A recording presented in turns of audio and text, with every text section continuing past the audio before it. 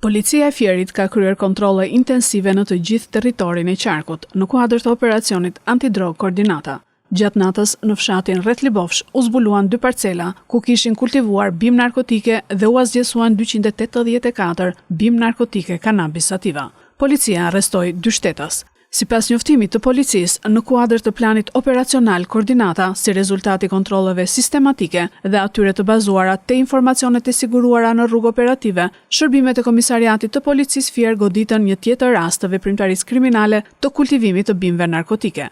Në fshatin rreth Libofsh, në 2 parcela toke prom publike, ku ishin kultivuar 284 bimë narkotike kanabis sativa, u kapën shtetasit ASH 50 vjeç, banues në Tiranë dhe JB 28 vjeç, banues në fshatin rreth Libofsh, të cilët në përfundim të veprimeve procedurale u arrestuan për veprën penale kultivimi i bimëve narkotike kryer në bashkëpunim.